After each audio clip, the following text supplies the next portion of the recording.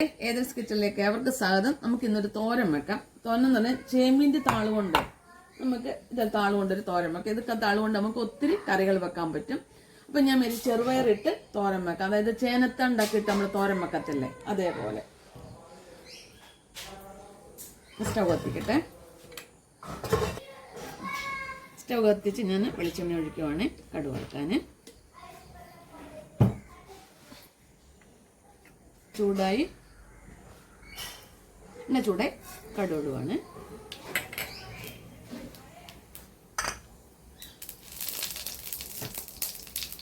എന്തൊക്കെ ശകലം നമ്മൾ ചോറ് വെക്കുന്ന അരി ഉണ്ടല്ലോ, അരി ഇപ്പം മട്ടയുടെ ആയാലും കുഴപ്പമില്ല. ഞാൻ അല്ലെങ്കിൽ ഉഴുന്ന് ഇടണം. ഞാനിപ്പോൾ ഉഴുന്ന് ഇടാതെ അരിയാണ് ഇടുന്നത്. ശകലം അരിയിട്ട് ഒന്ന് പൊട്ടിക്കട്ടെ.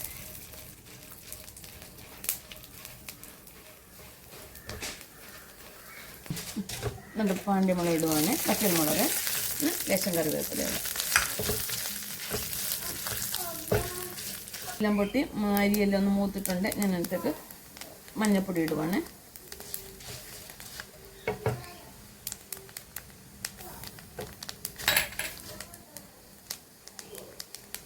ലേശം മുളക് പൊടി ഇടാം.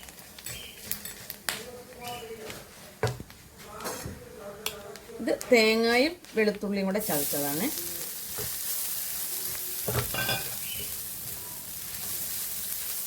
ലേശം ജീരകപ്പൊടി.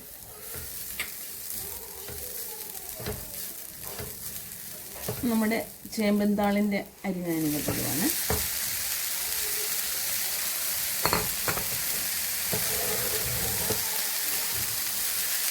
പഴയ കാലത്ത് പണ്ട് കാലത്തൊക്കെ നമ്മൾ അമ്മമാരൊക്കെ വെച്ച് തന്നിട്ടുണ്ട്. ഇപ്പോഴത്തെ തലമുറയ്ക്ക് അത് അറിയത്തൊന്നുമില്ല. ചേനത്തൊണ്ട ഉണ്ടായിരുന്നു. നല്ല സൂപ്പറാണ് ഈ തോരന്.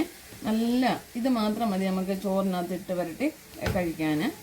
ഇപ്പോഴത്തെ തലമുറയ്ക്കൊന്നും അറിയത്തില്ല. പണ്ടത്തെ നമ്മുടെ അമ്മമാരൊക്കെ വെച്ച് തന്ന് കൂട്ടിയിട്ടുണ്ട്. ഞാൻ ഇച്ചിരി ഉപ്പിടുവാണ്.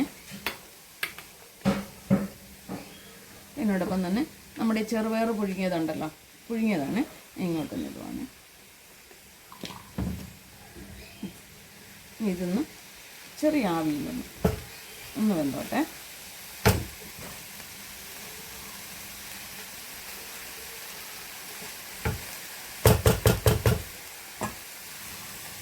നമ്മുടെ തോരൻ റെഡി ആയിട്ടുണ്ട്.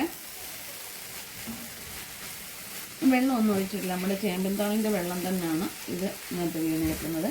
പിന്നെ തേങ്ങയ്ക്ക് ഒരു ശകലം കുറവുണ്ട്. അറിയാമല്ലോ ഇപ്പോഴത്തെ തേങ്ങയുടെ വിലയൊക്കെ. അപ്പോൾ അതുകൊണ്ടാണ് തേങ്ങ കുറച്ചത്.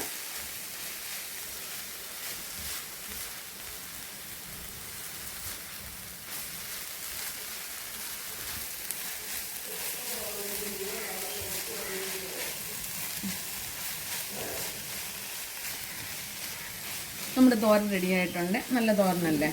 ശകലം തേങ്ങ ഉണ്ടെങ്കിൽ സൂപ്പറാണ്.